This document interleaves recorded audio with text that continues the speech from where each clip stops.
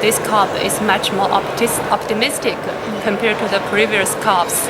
And for every COP, I mean, there was always a moment that people feel really frustrated, especially when it's towards the end of the COP. However, this year we feel that the atmosphere here is really much more optimistic. Some big countries like China and the US, they are also very active in this COP. Like before the COP, China has already committed their emission peak. And this commitment from big countries also played a very important role. Today, cities actually accounts for over 70% of the world's emission from electricity. And tomorrow, more and more people will live in or move into cities.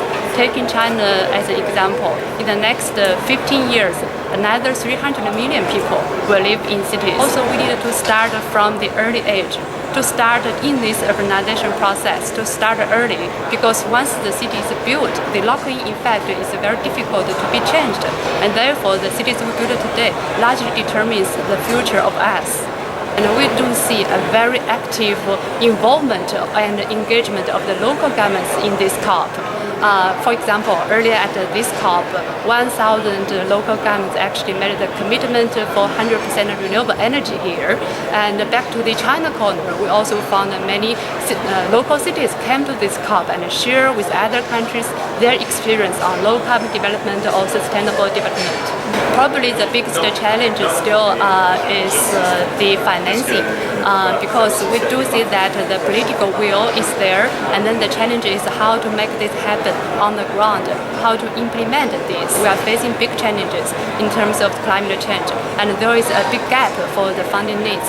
And on the other hand, the global economy situation is not so encouraging for the Western countries. The economic development speed is not so fast, and China, its economy is also turning down. Because of this global economic situation, financing might be a big challenge for the implementation in the future. A lot of cities today are already taking really very active actions, and this is very inspiring. And actually, I see this COP a very interesting phenomenon, and I think that is very important because we see integrated power, or more and more integrated power between the central and the local. While in the negotiation, there is discussion about INDC to set a really robust targets. And on the ground, the cities here are showing good examples of things are possible, such as Vancouver. They committed 100% renewable energy by 2050, and they are showing that this is possible.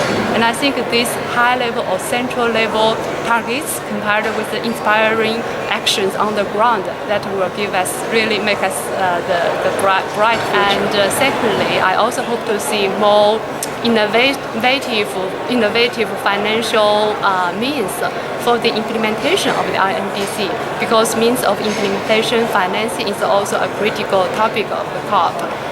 Besides strong, really international commitment on financing and technology transfer, we also think that for this world, there's really an urgent need for more innovative ways of financing. I believe that there will be good result of this COP.